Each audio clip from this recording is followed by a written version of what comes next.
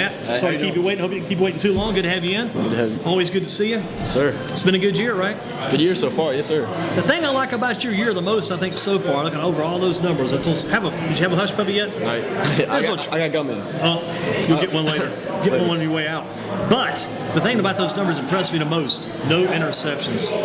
Yeah, well, we got a great group of wide receivers. They're smart. We're more mature. They're always right where I need them to be, and it's easy to throw to guys like that. And you run a good game. Matt Pawlowski manages a good game. Yeah. Again, it goes back to the coaching. I trust the game plan every week. Coaches put together a great game plan. It's easy to just go out there and execute when you got all the weapons I have around me. You got to be proud of the fact, too, to the good start. 3-0 start to this season. I saw you guys against Greensboro College played extremely well then, and you guys have kept that up, and that's not easy to do. You get that big win that first game. Sometimes people are talking about the letdown. You guys did not have any letdown. Next going to be this Methodist. You went out and just 52 points in both games. Yeah, well, each week we preach 1-0, just go 1-0. That's our motto every week. Going 3-0 is great for the program and as far as rankings and stuff like that, but we can't get too caught up in all that. It's a new season for the conference, and we just want to go out and go 1-0 against Washington Lee.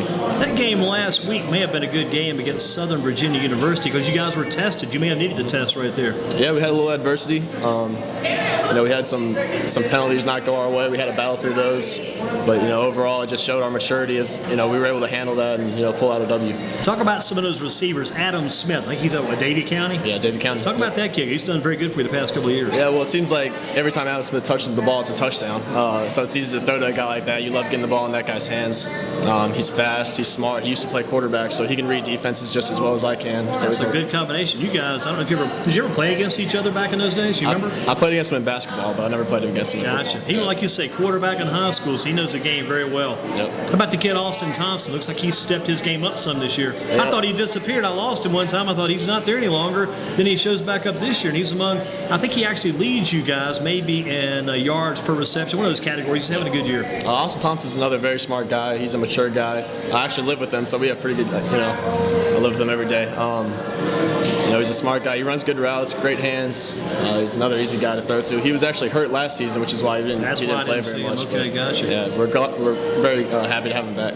And you look at him, you look at you, just another comparison. Both of you guys, former basketball players. Yeah.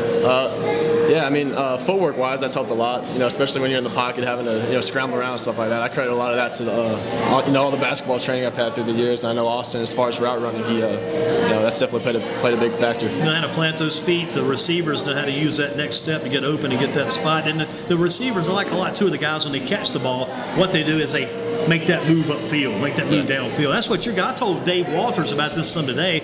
I said, the thing about your game, you manage such a good game. Sometimes your game is a 10 to 15 yard, maybe a 20-yard passing game. Throw that pass to the outside, maybe to your right. It seems like the right sometimes when I see all these passes go. The receiver, Thompson, or maybe Smith maybe gets a catch, or Hobbs, even our guy, Kentish Edwards out of Western Grove, they catch the ball, then they turn upfield. They may not turn the side, they may turn up to the middle of the field and get yards in that direction. They know what to do when they get the ball. Absolutely. Yards after catch is a big deal for us. I also want to credit our wide receivers blocking-wise. Our wide receivers have really, practiced blocking in practice, and that's a big factor as far as getting yards after the catch. How has your game evolved since you came out of Northwest Guilford to Guilford College? It has evolved. I mean, we can sit here and say, nah, he's the same old kid he was at Northwest. Not the same story. It's changed. How has that changed since you came over? Just as far as watching film, reading defenses, my footwork I would definitely say has gotten a lot better. Throwing mechanics. Coach Barnett's really harped on lower body footwork. And as far as accuracy, that's the biggest part with the quarterback. As long as your feet are in the right position, you have a good chance of being accurate. Is it easy to stop and plant your feet and make the throw, or you got to do all that? Sometimes you got to throw on the run. Yeah, you got to throw on the run. That's another thing you got to practice. Throwing, having awkward throwing angles with your arm. Your feet might not always be set in the right position, but at the end of the day, you just got to kind of go make a play. End of the day, 73.3% pass completion rate. You can't fault that either.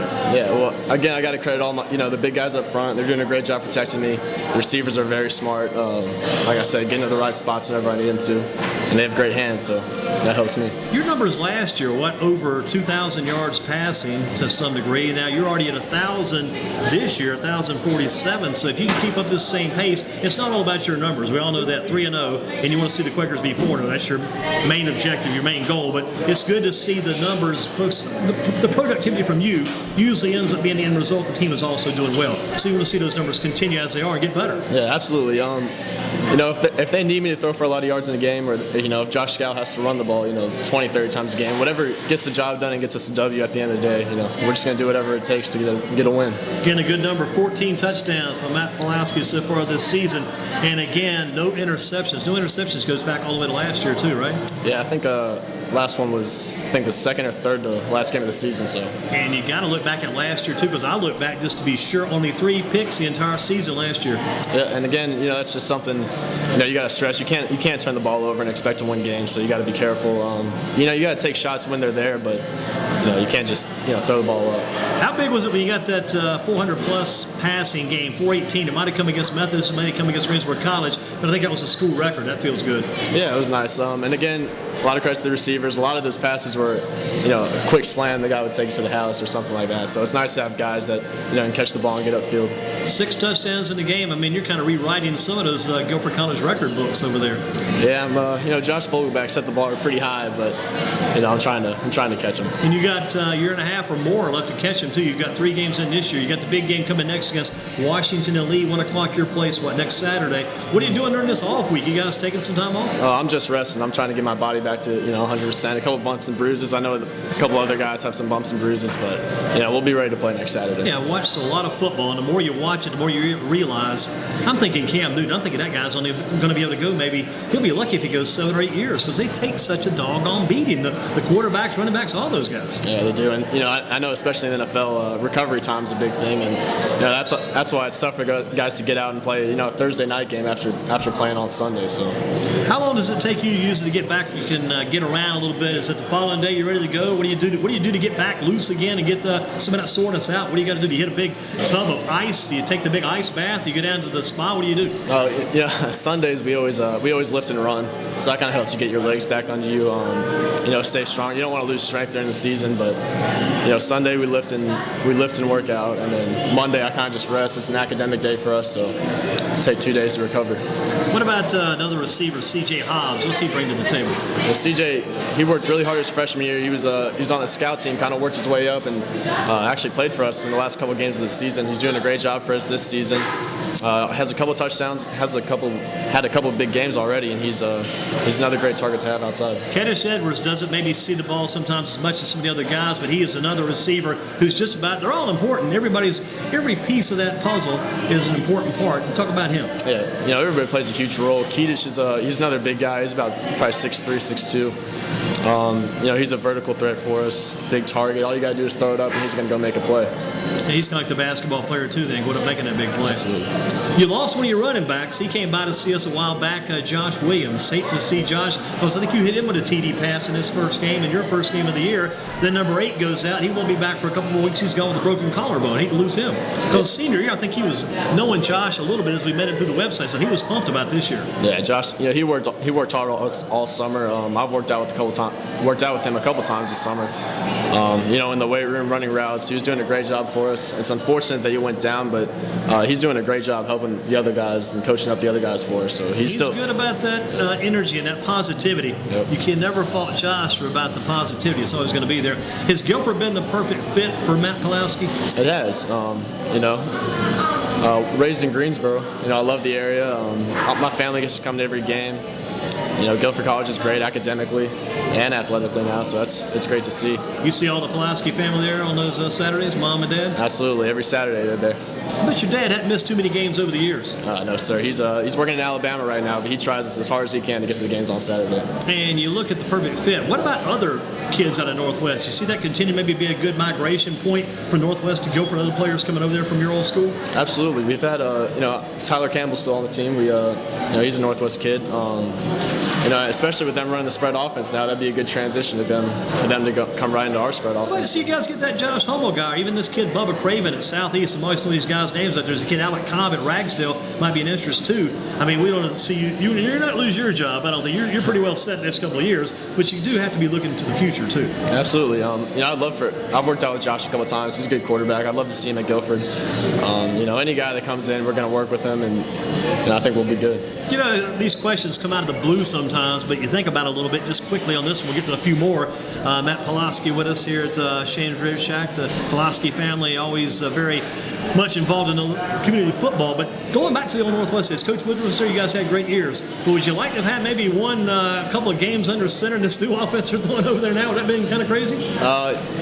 I can't complain too much because we won a couple of conference championships that was the most important thing, at Northwest. But I love playing a spread offense. I'm sure the guys at Northwest are having a lot of fun right now, so it'd be fun to play that offense also. Still always talk about for Matt Pawlowski would be that Ragsdale game at Ragsdale back your senior year. Never forget that one. That was a cold Friday night. And that was, man, you marched him down the field. I mean, that might have been the conference championship right there. Yeah, it was. And I guess that was my first taste of a spread offense because we kind of had to go, 4 or 5 wide sometimes. But that was a fun game, I'll definitely always remember. I remember Reed Baxter getting that last touchdown. Reed was tough. He was a tough little back in the day, no doubt about it. Hard-working kid. Here's another kid for you at Guilford College, another local part. What about Tyler Hunt? What does Mr. Hunt mean? It wouldn't be right without Shane's Rib Shack Football and Focus on to pop in for Tyler Hunt because he's doing pretty well too. You guys both have been the D3 players of the week over the past couple of years. What about Tyler? Tyler's great for us. He was an All-American punter, I think. He's also a great kicker. He does everything for us. It's great to have a guy like that, especially, if you have a bad series on offense. He's going to pin them deep, and, our defense is going to be in a good position. Yeah, I don't know if he's going to be a better punter or a better kicker, but you got to like him in both spots right now. Absolutely. Toughest player or team you've ever gone up against? You've been in a lot of teams, football over the years, high school, now college and beyond. Who's been the toughest team or player you may have ever faced? I'd say player. I'd probably say Keenan Allen. Ooh, good stuff. I played him when I was a sophomore at Northwest, so he's a senior, so he had a couple years on me. He's doing pretty well in the NFL right now. So can't beat that one. What's the penalty you've been called for the most over the years? Any particular penalty that you've been called for from the quarterback spot? I haven't had too many penalties. I probably had I don't know. I think I celebrated one time when we were playing Grimsley. I threw a touchdown and gave a little fist pump and got a penalty for that one. But man, they've got Grimsley tomorrow night too. You think Northwest is in good shape for that one? Absolutely. I think they'll pull it out. Still keep up with the old home team? Yeah, I've tried to go to a couple of games. I haven't been to one this season, but I'm definitely going to try to go out. There's not much spare time for a college football player, is there? No, absolutely not. You got to, it's work all day. All day and then all night too to get it all done. Let's do other questions for Matt here for right now. Shane's Rib Shack. Ever been to a Major League Baseball game? Never have. How about to an NBA game? Never been to an NBA game either. You played so much and always working out. I don't have any time.